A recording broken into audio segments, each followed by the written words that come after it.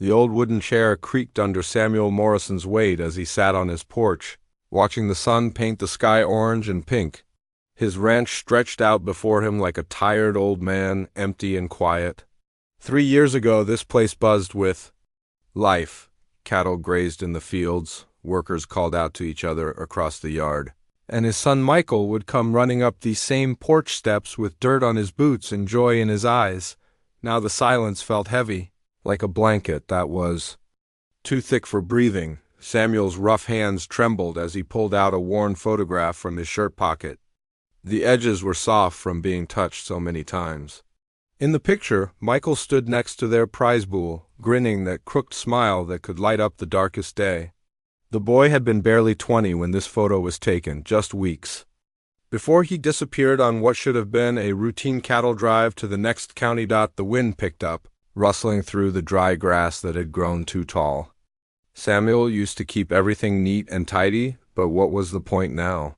The barn doors banged softly in the breeze, a lonely sound that reminded him how empty everything had become. His wife had passed 5 years ago, and now with Michael gone, too, the ranch felt more like a graveyard than a home. A tear rolled down his weathered cheek as he stared at Michael's face in the photograph. He had searched everywhere those first months, posted flyers in every town within 100 miles, hired private investigators who took his money and found nothing but dead ends. The police had given up after 6 months, filing Michael's case away with all the other missing persons who might never come home. Samuel was so lost in his memories that he almost didn't notice the small figure walking along the dirt road that led to his property. At first, he thought it might be a trick of the fading light, maybe a stray dog or a tumbleweed blown by the wind. But as the figure got closer, he realized it was a child, a little girl, walking alone on a road that barely saw one car a week. She moved slowly, like each step took great effort. Her clothes hung loose on her thin frame, and even from a distance, Samuel could see that she was dirty and tired. She couldn't have been more than 10 years old. With dark hair that fell in tangles around her shoulders, the girl stopped at his gate, her small hands gripping the rusty metal bars. For a long moment, they just looked at each other across the yard. Samuel could see something in her eyes that he recognized all too well. It was the look of someone who had lost everything and was still trying to figure out how to keep going. She was so small and fragile looking, but there was something about the way she stood that reminded him of a young colt, shaky on its legs but determined not to fall. Her chin was raised just slightly, like she was daring the world to knock her down again. Samuel wiped his eyes quickly and stood up, his old joints protesting after sitting for so long. He walked slowly toward the gate, his boots crunching on the gravel path. The girl watched him approach but didn't move away. Most kids would have run by now, but not this one. When he got close enough to see her face clearly, his heart nearly broke. She was thin, too thin, with hollow cheeks and dark circles under her eyes. Her clothes were torn in several places, and her shoes had holes that let her toes peek through. But it was her eyes that got to him the most. They held a sadness that no child should ever have to carry. "Hey there," Samuel said softly, trying to keep his voice gentle so he wouldn't scare her away. "You okay, little one?" The girl studied his face for a moment, as if she was trying to decide whether he could be trusted. Samuel noticed that she kept glancing at the house behind him, then back at his face. She was probably wondering if he had food inside, or maybe a warm place to sleep. "I'm not going to hurt you," he added, crouching down so he would seem less intimidating. "My name is Samuel. What's yours?" For a moment, he thought she might not answer. Then, in a voice so quiet he had to strain to hear it, she said, "Rosa." The name suited her somehow. It was pretty and delicate, like she might have been under different circumstances. Samuel found himself wondering where she had come from and how long she had been walking alone. "Rosa," he repeated, testing the name. "That's a beautiful name. Are you lost, Rosa? Do you need help getting somewhere?" She shook her head quickly, but then seemed to think better of it. "I don't have anywhere to go," she admitted. Her voice getting even quieter, those words hit Samuel like a punch to the gut. He knew exactly what that felt like, even though his circumstances were different. After Michael disappeared, he had felt just as lost and alone as this little girl looked right now. The smart thing would be to call the authorities. Let them handle this situation. A man his age had no business taking in a stray child, especially when he could barely take care of himself these days. But looking at Rosa's face, seeing the fear and exhaustion there, he couldn't bring himself to send her away, not yet. "Well," he said, standing up slowly and brushing the dust off his knees, "it's getting dark, and it's not safe for a young lady to be walking alone at night. Why don't you come inside? I was just about to make some dinner." Rosa's eyes widened slightly, and he could see her internal struggle. She was clearly hungry and tired, but she was also scared and probably had good reasons not to trust strangers. "I promise I won't hurt you," Samuel said again, meaning every word. "You can leave any time you want. But it's cold out here, and you look like you could use a hot meal." After what felt like forever, Rosa nodded slowly. Samuel opened the gate and stepped aside to let her through. She walked past him carefully, keeping some distance between them, but she was coming with him. That was something Dodds as they walked toward the house together. Samuel couldn't help but think about how strange life could be. Here he was, a man who had lost everything that mattered to him, and here was this little girl who seemed to have lost everything too. Maybe they could help each other somehow. Maybe neither of them had to be alone anymore. The inside of Samuel's house felt different with Rosa there. For 3 years, the rooms had been filled with nothing but silence and memories. Now there was the soft sound of small footsteps on the wooden floors and the quiet breathing of another living person. Rosa stood in the doorway of the kitchen, taking everything in with careful eyes. The house was clean but felt empty, like no one had really lived in it for a long time. There were dishes in the sink that looked like they had been there for days, and dust covered most of the surfaces. Samuel moved around the kitchen slowly, opening cabinets and checking what food he had. He realized with embarrassment that he hadn't cooked a real meal in months. He had been living on canned soup and crackers, eating just enough to keep going, but not really caring about anything else. "Sit down," he said, pulling out a chair at the small kitchen table. "Make yourself comfortable." Rosa climbed onto the chair carefully, her feet not quite reaching the floor. She folded her hands in her lap and watched Samuel with those big, serious eyes. He could tell she was still ready to run if she needed to. Samuel found some eggs in the refrigerator that were still good, and there was bread that wasn't too stale. It wasn't much, but it would be better than whatever Rosa had been eating on the road. He started cooking, the sound of butter sizzling in the pan filling the quiet kitchen. "When did you last eat?" he asked gently, not wanting to pry but needing to know how bad things were. Rosa thought for a moment. "Yesterday, I think. A lady at a gas station gave me half her sandwich." Samuel's heart clenched. This little girl had been surviving on scraps, probably for longer than she was admitting. He added more eggs to the pan and buttered extra slices of bread. As he cooked, Samuel found himself stealing glances at Rosa. There was something about her that reminded him of Michael when he was young. Not the way she looked, but something about her spirit. Despite everything she had been through, she held herself with a quiet dignity that impressed him. The eggs were almost ready when Rosa spoke again, her voice so soft he almost missed it. "Mister, do you cry from hunger too?" Samuel's hand froze on the spatula. He turned to look at her, and that's when he realized tears were streaming down his face. He hadn't even noticed he was crying, but he had been thinking about Michael while he cooked. Rosa was watching him with understanding in her young eyes, as if she knew exactly what it felt like to be so empty inside that it hurt worse than not. "Having food?" "No, sweetheart," Samuel said, his voice rough with emotion. "I'm not crying from hunger." He turned off the stove and sat down across from her at the table. For a moment they just looked at each other, two people who had both lost too much. "I'm crying because I miss someone," Samuel said honestly. "Someone who used to sit in that very chair and eat breakfast with me every morning." Rosa nodded slowly, like she understood perfectly. "My mama used to make me scrambled eggs too," she said quietly, "before we lost our house." Samuel felt something crack open inside his chest. This little girl had lost her family, her home, everything that mattered to her. And here she was, worried about whether he was crying from hunger. When she was the one who hadn't eaten in days, he got up and finished cooking the eggs, piling them high on 2 plates.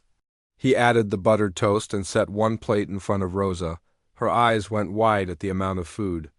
"Is this all for me?" she asked, like she couldn't believe it. "Every bite," Samuel said, sitting down with his own plate. "Eat as much as you want." Rosa picked up her fork carefully and took a small bite, then another. Soon she was eating steadily, though still with careful manners, like someone had taught her to be polite even when she was starving. Samuel found himself eating too, really eating for the first time in months. The food tasted better somehow with Rosa sitting across from him. "What happened to your family?" Samuel asked gently. When Rosa had eaten enough to take the edge off her hunger, Rosa was quiet for a long time, moving eggs around on her plate. "Papa lost his job at the factory 2 years ago," she finally said. "Then we couldn't pay for our house anymore. We moved in with my aunt, but she had her own problems. Mama got sick and had to go to the hospital, and they said I couldn't stay with my aunt anymore." Samuel's anger flared, but not at Rosa, at a world that could let a little girl end up alone on the streets while the adults who were supposed to protect her fell apart. "Where's your mama now?" he asked. "Still in the hospital, I think. I tried to visit her, but they said I needed an adult with me." Rosa's voice got smaller. "I've been trying to figure out how to get back to her." Samuel nodded, understanding more than Rosa probably realized. "And you've been walking ever since?" "3 days," Rosa said. "Maybe 4. The days kind of blend together when you're walking." 3 or 4 days. This little girl had been on her own for almost a week, walking on dangerous roads, sleeping who knows where, eating whatever scraps people gave her. Samuel felt sick thinking about all the terrible things that could have happened to her. "Rosa," he said carefully, "would you like to stay here tonight? You can have a real bed and a hot shower. Tomorrow we can figure out how to help you find your mama." Rosa looked up at him with those serious eyes. "Why would you help me? You don't even know me." It was a fair question, and one that Samuel wasn't sure he could answer completely. "Because someone helped me once when I needed it," he said. "And because no child should have to be alone in the world?" Rosa was quiet for a moment, studying his face like she was trying to read his heart. Whatever she saw there must have convinced her, because she nodded slowly. "Okay," she said, "just for tonight." Samuel smiled, the first real smile he had felt in months. "Just for tonight," he agreed, though something inside him hoped it might be longer than that. As Rosa finished her eggs, Samuel found himself thinking about how strange it was that two people could find each other at exactly the moment they both needed someone most. He had been drowning in his grief and loneliness, and Rosa had been lost and hungry and scared. Maybe together they could both find their way back to something that felt like home. Samuel woke up the next morning to a sound he hadn't heard in years, the gentle clucking of chickens being fed. For a moment he lay in bed confused, wondering if he was dreaming. Then he remembered Rosa. He got dressed quickly and walked outside to find the little girl scattering grain to the few chickens he still kept behind the house. She moved carefully and quietly, talking to the birds in a soft voice like they were old friends. "Good morning," Samuel called out, not wanting to startle her. Rosa turned around with a small smile. She looked better after a night's sleep and a hot shower. Her hair was clean and braided, and she was wearing one of Michael's old shirts that Samuel had found for her. It was way too big, but she had rolled up the sleeves and tied it at the waist. "I hope it's okay," she said, pointing to the chickens. "They looked hungry, and I found the feed in the barn." Samuel felt a warmth spread through his chest. "It's more than okay. I've been forgetting to feed them properly." It was true. For the past 3 years he had been going through the motions of caring for the few animals he had left, but his heart hadn't been in it. The chickens, the old horse in the pasture, even the barn cat, they had all been surviving on his half-hearted attention. "Would you like some breakfast?" Samuel asked. Rosa nodded, and they walked back to the house together. As Samuel cooked pancakes, Rosa sat at the kitchen table and looked around with curious eyes. This is a really big house for just one person, she said. Samuel flipped a pancake, thinking about how to answer. It used to be full, he said simply. My wife and I, we had big plans for this place. And then my son lived here too until he trailed off, not sure how much to tell her. Until... What? Rosa asked as gently. Samuel set a plate of pancakes in front of her and sat down with his own.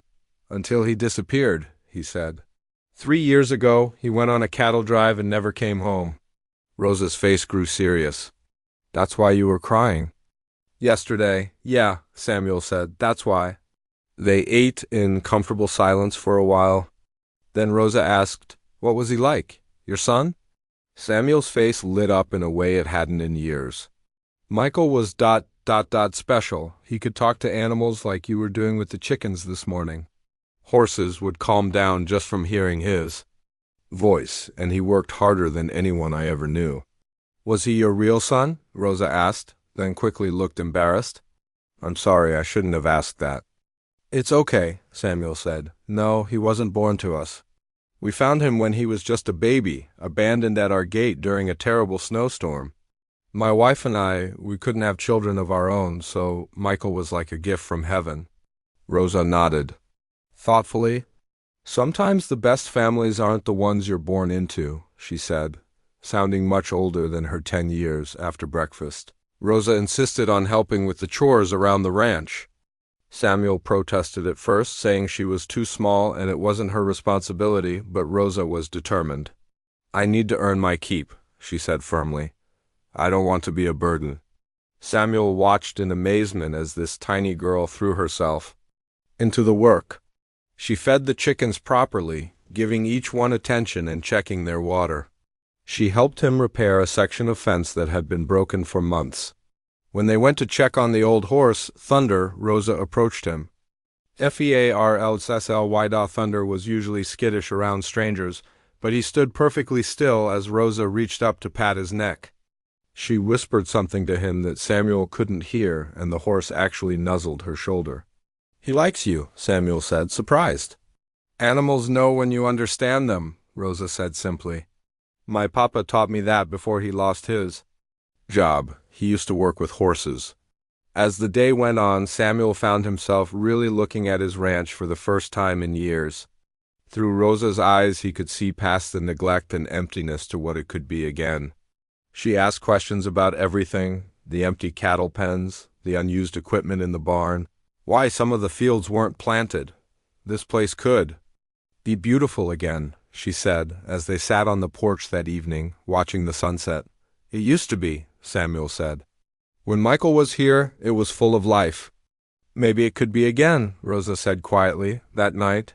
As Samuel tucked Rosa into Michael's old bed, she asked, Can I stay another day? I promise I'll keep helping with the chores. Samuel looked down at this little girl who had brought more life to his ranch in one day than he had felt in 3 years. You can stay as long as you need to, Rosa.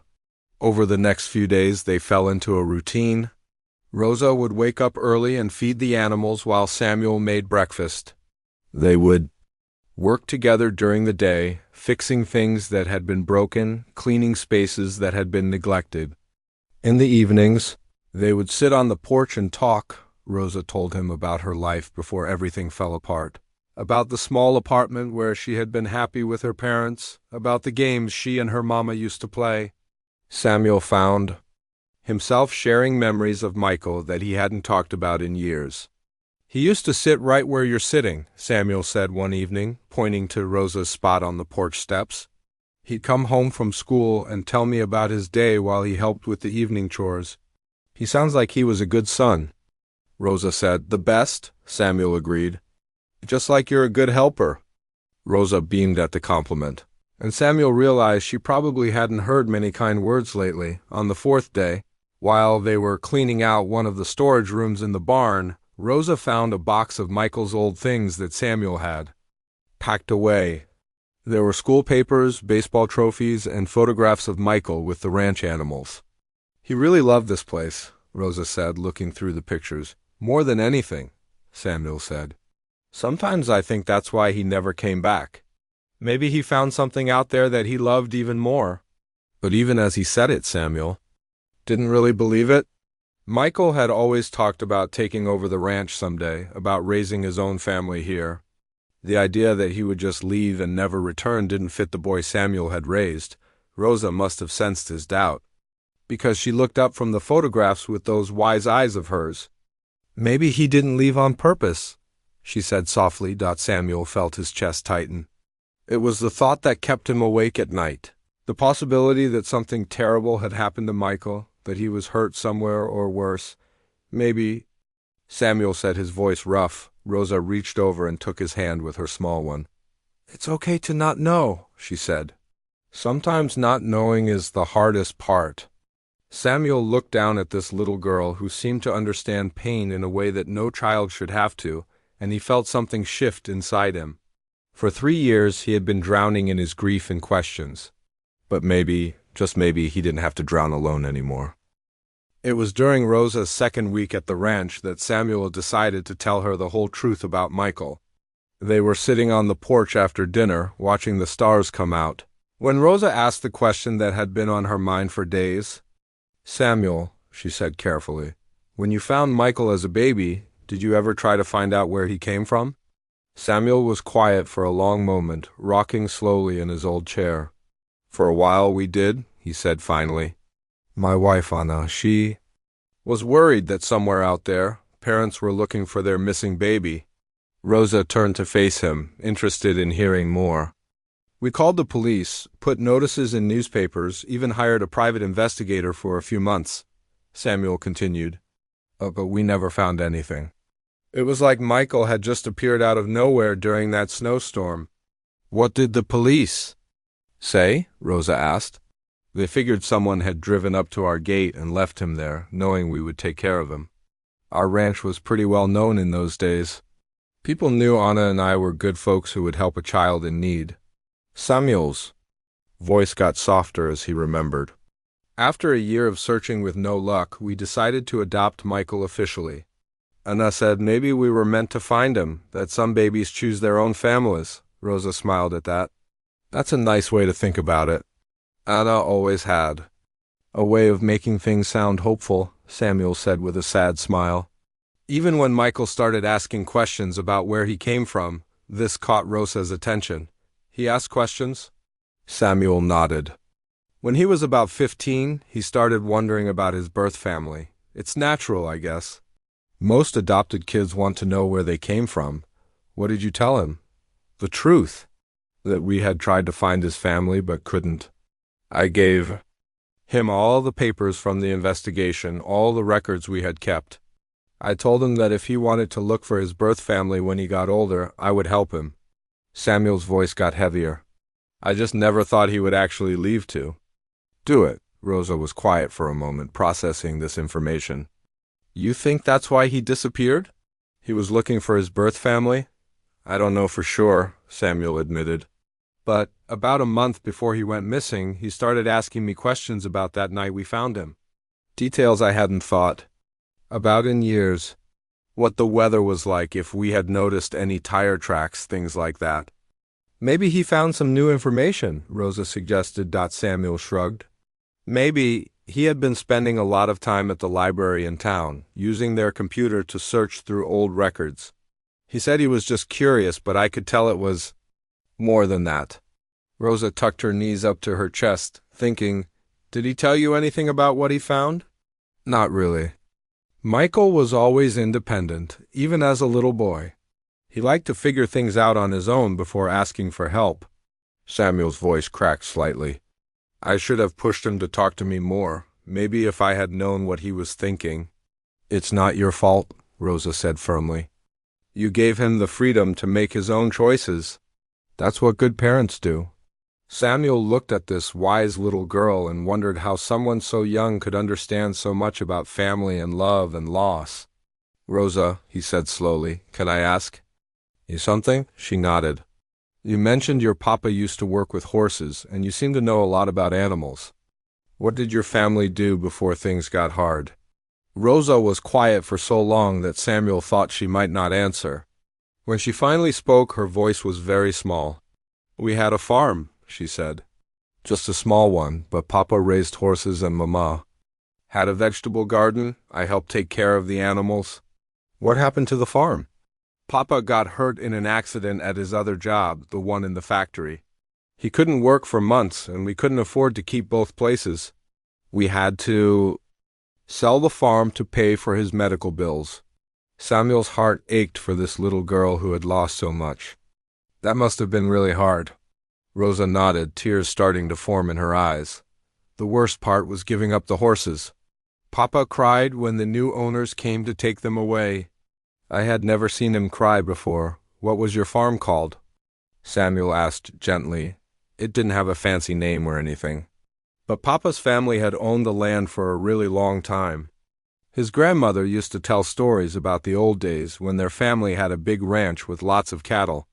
Something in the way Rosa said this made Samuel pay attention. What was your papa's last name before he got married? Rosa wiped her eyes with the back of her hand. Delgado, she said.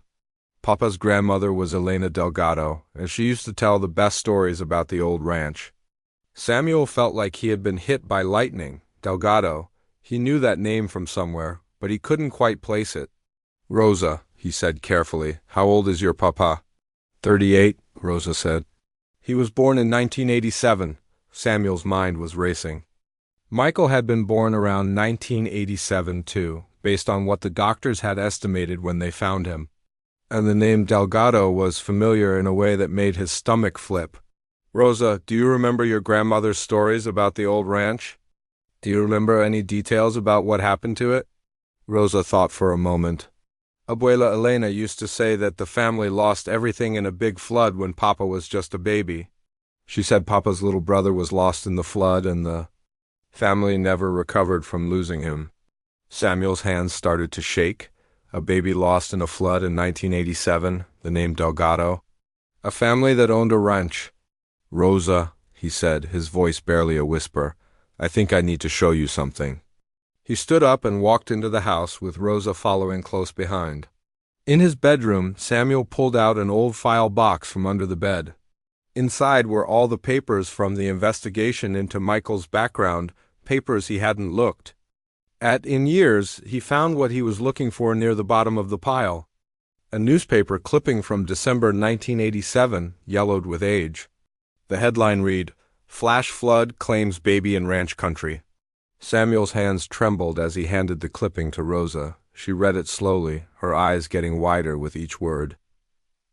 The article told the story of a family named Delgado whose ranch had been hit by an unexpected flash flood. In the chaos, their infant son had been swept away. The family had searched for days, but the baby's body was never found. Rosa looked up at Samuel with shock in her eyes. Do you think... She started, but couldn't finish the sentence. I think, Samuel said slowly, that Michael might have been looking for your family when he disappeared. And I think there's a chance that you and Michael might be related. The room fell silent as they both realized what this could mean. Michael, the boy Samuel had raised and loved as his own son, might have been Rosa's uncle. The baby brother that her family had lost in the flood might have survived after all. And if that was true, then Rosa wasn't just a lost little girl who had wandered onto his ranch.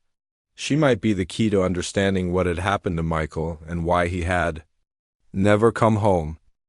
The next morning, Samuel woke up to find Rosa already dressed and sitting at the kitchen table with the newspaper clipping in front of her. She had been staring at it for so long that she barely noticed when he came downstairs. I've been thinking about this all night, she said without looking up.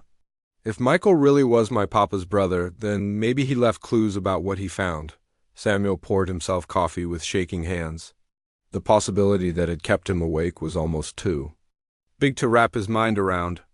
What kind of clues are you thinking about? You said he spent time at the library, doing research. Maybe he wrote things down, kept notes or something. Samuel set down his coffee cup. You know what? You're right. Michael was always writing in journals ever since he was little. Anna used to buy him a new one every year for his birthday. Rosa looked up with bright eyes. Do you still have them? Some of them, Samuel said. The older ones are probably in his room. I haven't been in there much since ... He trailed off, but Rosa understood. Samuel had kept Michael's room exactly the way it was when he disappeared, like he was expecting him to walk through the door any day. Can we look? Rosa asked gently. Samuel hesitated.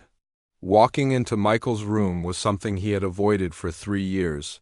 But if there were answers in there, answers that might help them understand what happened, then he had to be brave enough to try.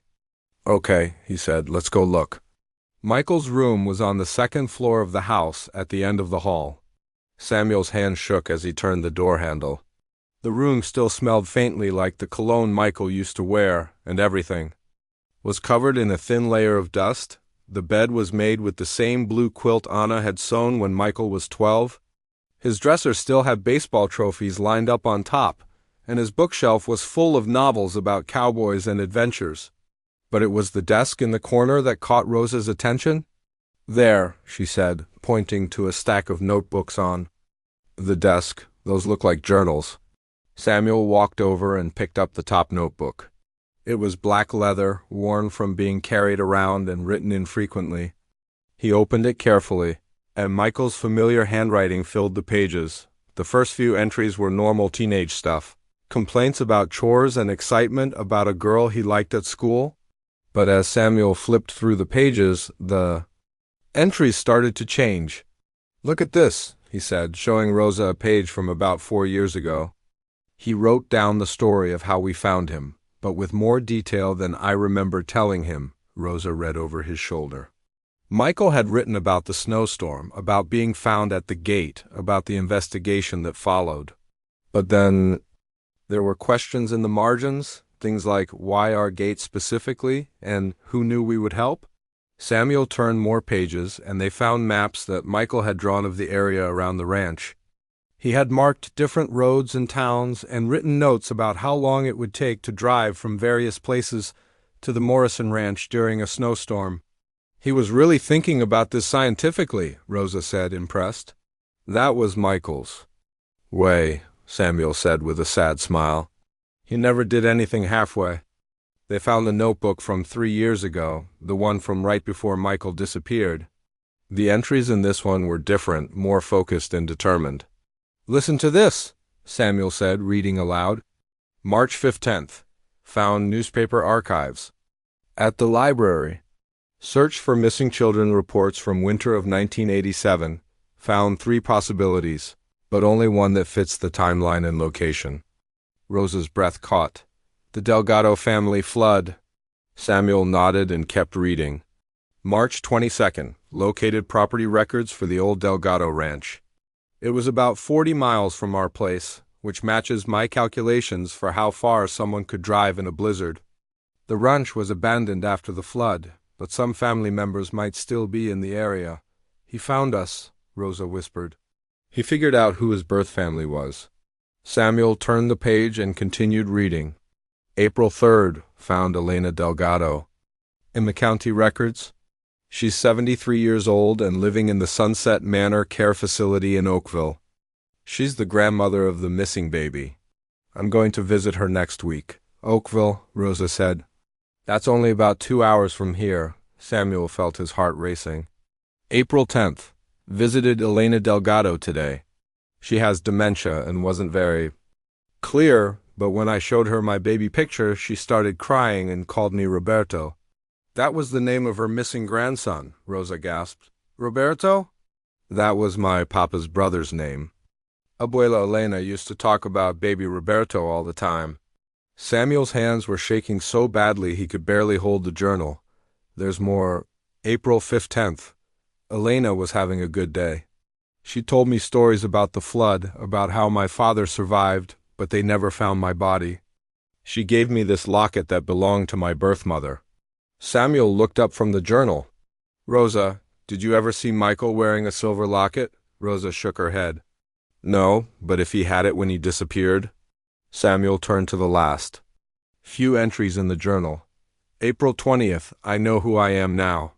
Roberto Delgado, born December 3rd, 1987, but I'm also Michael Morrison, raised with love by the best father a boy could ask for. I need to find my birth family, to tell them I'm alive, but I also need to come home to Dad. He was coming back, Samuel said, his voice breaking. He found his birth family, but he was coming back to me.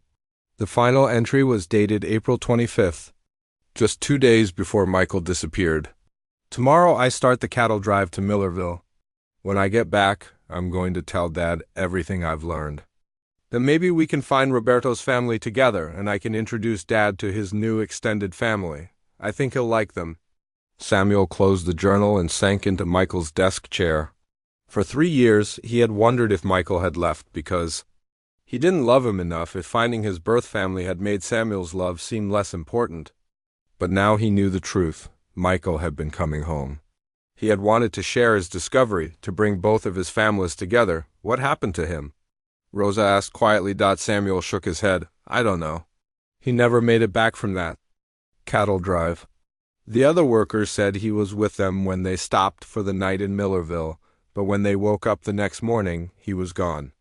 Rosa sat down on Michael's bed, still holding one of the journals. Samuel, she said slowly, if Michael really was my Uncle Roberto, and if he was trying to get back to you, maybe we can figure out what happened to him. Samuel looked at this brave little girl who had lost her own family and was now trying to help him find his son.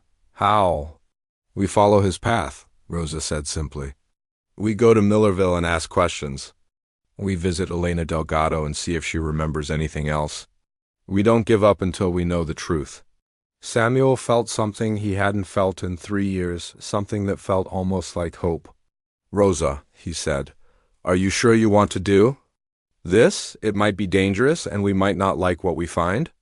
Rosa stood up and walked over to him, taking his weathered hand in her small one. Samuel, you gave me a home when I had nowhere to go. You showed me kindness when the world had been cruel. And if Michael really was my uncle, then you're my family too. Samuel looked down at this extraordinary little girl and realized she was right. Whether or not Michael was her biological uncle, Rosa had become family to him in the short time she had been there. And families stuck together, especially when one of their own was missing. Okay, he said, squeezing her hand. Tomorrow we start looking for answers. The drive to Millerville took 2 hours through winding country roads that Samuel hadn't traveled in years. Rosa sat in the passenger seat of his old pickup truck, clutching Michael's journal and staring out at the passing landscape with determined eyes. Are you nervous? Samuel asked as they got closer to town. A little, Rosa admitted. But I think Michael would want us to keep looking for him. Samuel nodded, though his stomach was tied in knots. Part of him was terrified of what they might find, but another part of him felt more alive than he had in 3 years. For the first time since Michael disappeared, he was actually doing something to find answers. Millerville was a small town that looked like it had seen better days.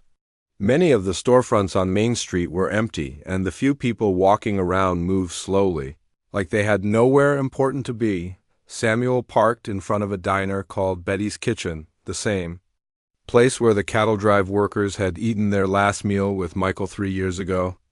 This is where it all started, Samuel said. Looking at the faded sign above the door, they walked inside together, Rosa staying close to Samuel's side. The diner was nearly empty except for an elderly waitress wiping down tables and a man in overalls reading a newspaper at the counter. The waitress looked up when they entered, her face brightening with the kind of smile that suggested visitors were rare. Well, hello there, she said warmly. I'm Betty. What can I get you folks? Samuel cleared his throat nervously. Actually, we were hoping you might remember something from a few years back. My son was here with a cattle drive crew in April of 2022. He disappeared that night, and we're trying to figure out what happened. Betty's expression immediately grew serious and sympathetic. Oh, honey, you're talking about that young man with the dark hair and the nice smile. Michael, wasn't it? Samuel's heart jumped. You remember him? Of course I remember him. That boy was so polite, called me ma'am, and thanked me 3 times for his dinner. You don't forget young people with manners like that, Rosa spoke up. Do. You remember anything unusual about that night? Did he seem worried or scared about anything? Betty sat down at their table, her expression thoughtful. Now that you mention it, he did seem a bit restless. Kept checking his phone and looking out the window like he was expecting someone. Did he say anything about where he was going or what he was doing? Samuel asked. He asked me about the old Delgado place, Betty said. Wanted to know if I knew how to get there and if anyone still lived on the property. Samuel and Rosa exchanged glances. This confirmed what they had suspected from reading Michael's journal. What did you tell him? Rosa asked. I told him the truth, that the old Delgado ranch had been empty for years, ever since that terrible flood back in the 80s. But I also told him that Elena Delgado was still alive, living over in Oakville at the nursing home. Betty paused, remembering. He got real excited when I told him that, sighed he had something important to give her. Did he leave with the other cattle workers? Samuel asked. Betty shook her head. No, that's what was strange. The other men left after dinner to go to their motel, but your son stayed behind. Said he had an errand to run and would catch up with them later. Samuel felt his chest tighten. What kind of errand? He didn't say exactly, but he asked me for directions to the old Delgado ranch. Said he wanted to see it for himself, even if it was abandoned? The man at the counter had been listening to their conversation, and now he turned around to face them. Excuse me, he said, but I couldn't help overhearing. You're talking about the young fellow who went missing a few years back? Samuel nodded. Did you know him? Didn't know him personally, but I remember hearing about him going missing. I'm Tom Bradley. I run the feed store here in town. He stood up and walked over to their table. There's something you should know about that night. Rosa leaned forward eagerly. What? There was a big storm that came through, real sudden-like. Heavy rain and lightning. The kind of storm that makes the roads dangerous, especially the back roads that lead to the old Delgado place. Betty nodded in agreement. That's right. It was a terrible night. The power went out around 11 o'clock and it didn't come back on until the next morning. Tom continued. The road to the Delgado ranch crosses over Miller's Creek, and that creek floods real easy when there's heavy rain. If someone was trying to drive out there that night, ... He didn't finish the sentence, but Samuel understood what he was suggesting. Michael might have been caught in the flood, just like the baby Roberto had been all those years ago. Has anyone ever searched that area? Rosa asked, her voice small. Tom shook his head. The police looked around town and checked the main roads, but I don't think they ever searched the backcountry roads. Most folks don't even know about the old Delgado place anymore. Samuel felt like the ground was shifting under his feet. Can you show us how to get there? Betty and Tom exchanged worried looks. Mister, Betty said gently, that's rough country out there, and those roads aren't maintained anymore. Are you sure you want to go poking around? I'm sure, Samuel said firmly. I've been wondering what happened to my son for 3 years. If there's a chance of finding answers out there, I have to take it. Tom nodded slowly. I understand. Tell you what, I'll draw you a map, but promise me you'll be careful. And don't go alone. Take someone with you who knows the area. I know someone, Betty said suddenly. My nephew Jake helps with search and rescue operations for the county. He knows those back roads better than anyone, and he's got the right equipment if you need to do any real searching. Samuel felt a wave of gratitude toward these kind strangers who were willing to help. That would be wonderful. When could we meet with him? He gets off work at 5, Betty said. If you want to come back then, I'll have him here waiting for you. Samuel looked at Rosa, who nodded eagerly. We'll be back, he said, as they prepared to leave the diner. Tom handed Samuel a hand-drawn map showing the route to the old Delgado ranch. Be careful out there, he said, and I hope you find what you're looking for. Outside the diner, Rosa took Samuel's hand as they walked back to the truck. We're getting closer, she said with quiet confidence. I can feel it. Samuel squeezed her hand. I hope you're right, sweetheart. I hope you're right. As they drove through town to kill time before meeting Jake, Samuel couldn't shake the feeling that they were on the verge of discovering something important. Whether it would be good news or bad news, he didn't know, but at least they would finally have answers, and for the first time in 3 years, that felt like enough. Jake Bradley turned out to be a solid, reliable man in his 30s who took one look at Samuel and Rosa and understood exactly why they needed his help. He arrived at Betty's diner with a four-wheel drive truck equipped with emergency supplies and search equipment. "I remember when your son went missing," Jake said as they shook hands. "I always wondered why nobody searched the back roads more thoroughly." The drive to the old Delgado Ranch took 40 minutes on roads that got progressively worse as they went. What started as paved county roads turned into gravel, then into dirt tracks that were barely wide enough for Jake's truck. This whole area was underwater during the 1987 flood, Jake explained as they bounced along the rough road. "The creek system backs up real easy when there's heavy rain, and it can happen fast." Rosa sat between Samuel and Jake studying Michael's journal and the map Tom had drawn for them. "According to this, the ranch house should be just around this next bend." When they crested the hill, the ruins of the Delgado Ranch spread out before them.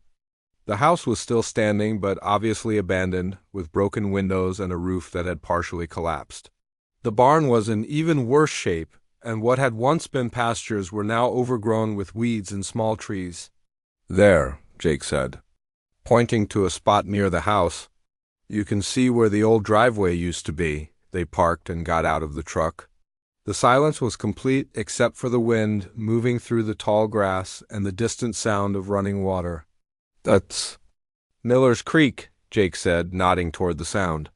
"It runs along the back edge of the property." Samuel stood looking at the abandoned house and tried to imagine Michael driving up this same road 3 years ago, searching for answers about his past. "Let's look around," Rosa said. "Maybe we can find some sign that he was here." They searched the area around the house first. The front porch was rotted through in places, but the structure was still stable enough to walk on. Rosa found something almost immediately. "Look," she called out, pointing to one of the wooden posts that supported the porch roof. "Someone carved something here." Samuel and Jake hurried over to see what she had found. Carved into the weathered wood, barely visible but definitely there, were the initials MM and a date, April 25th, 22. "That's the day before he disappeared," Samuel said, his voice barely a whisper. Jake examined the carving more closely. "This is fresh, relatively speaking. Definitely not more than a few years old." "So he was here," Rosa said. "He made it to the ranch." They continued searching around the property, looking for any other signs of Michael's visit. Near the old barn, Jake found tire tracks that had been preserved in a patch of mud that had hardened like concrete. "These are from a truck," Jake said, studying the tracks. "The tread pattern looks right for the kind of vehicle your son would have been driving." Samuel felt his heart racing. Every piece of evidence confirmed that Michael had been here, but it also raised more questions. If he had made it to the ranch safely, what had happened next? "We should check down by the creek," Jake suggested. "If he was trying to leave that night and got caught in the storm. The walk down to Miller's Creek took them through tall grass and around fallen trees. The creek was running high from recent rains, and Samuel could see how it could become dangerous very quickly in a storm. It was Rosa who found the next clue. She had wandered a little ahead of the men when she suddenly stopped and called out, "Samuel! Jake! Come here, quick!" They ran to where she was standing at the edge of the creek bank. She was pointing down at something half buried in the mud at the water's edge. "Is that metal?" she asked. Jake slid down the bank carefully and pulled the object out of the mud. It was a belt buckle, silver, with a distinctive design that Samuel recognized immediately. "That's Michael's," Samuel said, his legs suddenly feeling weak. "I gave it to him for his 18th birthday." Jake climbed back up the bank, holding the buckle carefully. "This has been in the water for a while," he said. "The question is, how did it get here?" They spent the next hour searching the area around where they had found the buckle. Jake used a metal detector he had brought in his truck. Sweeping back and forth along the creek bank, about 50 yards downstream, the detector started beeping steadily. Jake dug carefully and pulled up a small silver locket on a broken chain. Samuel's hands shook as he opened the locket. Inside was a tiny photograph of a young woman with kind eyes and dark hair. That must be Michael's birth mother, Rosa said softly. Elena probably gave this to him when he visited her. But why are his things in the creek? Samuel asked. Jake stood up and looked around the area with experienced eyes. I think I know what happened, he said grimly. See that path of broken trees and scraped earth leading down to the water? Samuel and Rosa followed his gaze and saw what he was talking about, a scar in the landscape that led from the road above down to the creek. That's from a vehicle sliding down the embankment, Jake explained. Probably happened during the storm. The rain would have made the road slippery, and if your son was trying to drive out of here in the dark? Samuel felt the world spinning around him. Are you saying he went off the road? That's what it looks like, Jake said gently. The question is whether we can find the vehicle. They called the county sheriff's department, and within 2 hours a search team arrived with diving equipment and specialized vehicles. Rosa and Samuel waited on the creek bank as the divers went into the muddy water. It took them 3 hours to find it. Michael's truck was buried in silt at the bottom of a deep pool, almost completely hidden after 3 years underwater. Sheriff Anderson, a kind man with gray hair and tired eyes, came over to Samuel when the search was finished. I'm sorry, he said simply. We found remains inside the vehicle. We'll need to do some tests to be completely sure, but based on the personal effects. I believe we found your son. Samuel collapsed into Rosa's small arms, 3 years of grief and uncertainty finally crashing over him like a wave. She held him as tightly as she could while he cried for the son he had loved and lost. At least now we know, Rosa whispered. He was trying to come home to you. He wasn't running away. He was coming back. Through his tears, Samuel looked at this brave little girl who had helped him find the answers he needed. In losing Michael, he had gained Rosa, and somehow that felt like Michael's final gift to him. The truth was painful, but it was also healing. Michael had loved him enough to come home, and that love would have to be enough to carry Samuel forward. That evening, back at the ranch, Rosa sat with Samuel on the porch as he held the silver locket that had belonged to Michael's birth mother. Tomorrow. We should visit Elena Delgado, Rosa said. She should know that Roberto was found and that he was loved. Samuel nodded, wiping his eyes. And Rosa, he said, I want you to know that you'll always have a home here for as long as you want it. Michael would have wanted that. Rosa smiled through her own tears. I'd like that very much, she said. I think we make a good family. Looking out at the ranch that had been so empty for so long, Samuel realized she was right. They did make a good family, built not on blood but on love and loss and the choice to take care of each other. It wasn't the ending he had hoped for, but it was an ending he could live with. 6 months later, the Morrison Ranch looked different. The fields were green again, dotted with a small herd of cattle that Samuel and Rosa had chosen together. The fence posts stood straight and strong, the barn doors no longer banged in the wind, and the sound of laughter could be heard from the house most evenings. Rosa had grown taller in those months, and stronger too. Her cheeks had filled out from eating regular meals, and her eyes had lost that haunted look of a child who had seen too much hardship. She still wore Michael's old shirts sometimes, rolled up at the sleeves.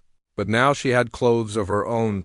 Samuel stood on the porch this particular evening, watching Rosa feed the chickens and talk to them in that gentle way she had with animals.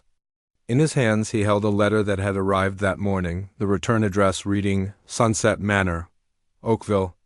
Rosa finished with the chickens and walked up the porch steps, wiping her hands on a towel. What's that? She asked, noticing the letter. It's from Elena Delgado's caregiver, Samuel said. Would you like me to read it to you?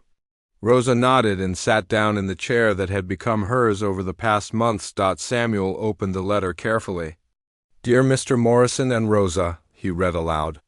I wanted to let you know that Elena passed away peacefully in her sleep last Tuesday. In her final weeks, she spoke often about Roberto and how happy she was to know that he had been loved and cared for by good people. Samuel paused, his voice catching slightly. She left instructions that her few remaining possessions should go to Roberto's family. Since she considered both of you to be Roberto's family, I'm sending along a box of items she wanted you to have. She said to tell you that Roberto is at peace now, and that families are made by love, not just by blood." Rosa wiped her eyes with the back of her hand. They had visited Elena 3 times before she died, and each visit had brought them all closer to understanding the full story of Michael's life. Elena had confirmed that Michael was indeed Roberto Delgado, her missing grandson. She had also told them stories about Roberto's father, Carlos, who had died in a car accident when Rosa was 5. Rosa barely remembered her father, but Elena's stories had helped her understand where she came from, and why her family had struggled so much after losing him. "What did she send us?" Rosa asked. Samuel reached into the box that had come with the letter and pulled out several items. There was an old photograph of the Delgado Ranch in its heyday when it was thriving and full of life. There were some letters that Carlos had written to his mother before he died, full of love for his wife and baby daughter. And at the bottom of the box was something that made both Samuel and Rosa gasp. It was a land deed, yellowed with age, but still legal and official. "Rosa," Samuel said slowly, reading the document, "Elena left you the old Delgado Ranch. All 40 acres of it." Rosa's eyes went wide. "She left me the ranch? But why?"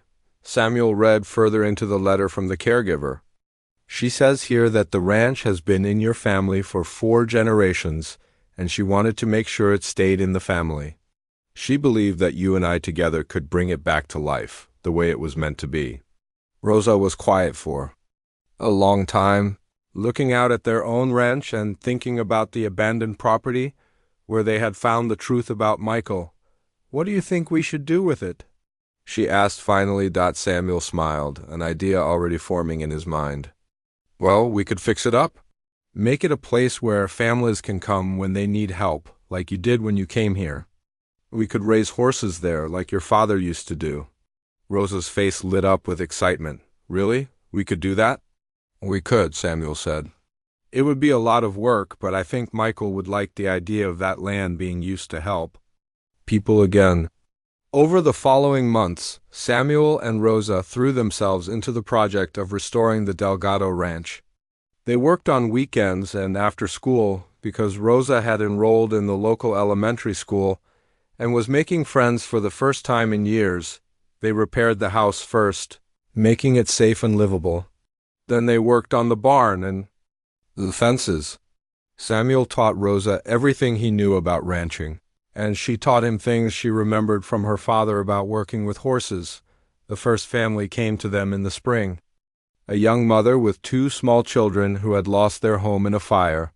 They stayed in the house at the Delgado Ranch for 3 months while they got back on their feet, and the children helped Rosa take care of the horses that Samuel had bought for the property.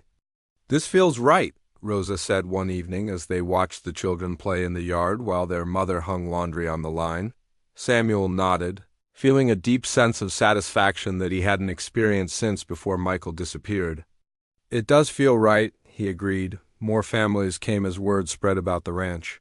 Some stayed for weeks, others for months, but all of them left stronger than when they arrived.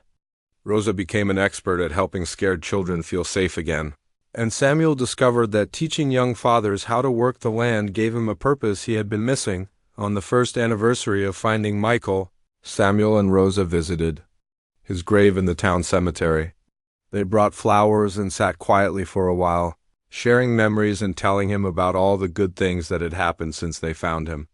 "I think he would be proud of us," Rosa said, placing a small toy horse on the grave marker. "I think so too," Samuel said. "He always wanted to help people. Now we're doing that in his memory."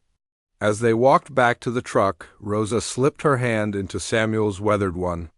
"Samuel," she said, "do you think it's okay if I call you Grandpa? I know you're not really my grandfather, but you feel like family to me." Samuel stopped walking and looked down at this remarkable young woman who had brought such light back into his life. His eyes filled with tears, but they were good tears this time. "Rosa," he said, "I would be honored if you called me Grandpa. And I want you to know that you're not just like family to me, you are family, the best kind of family there is."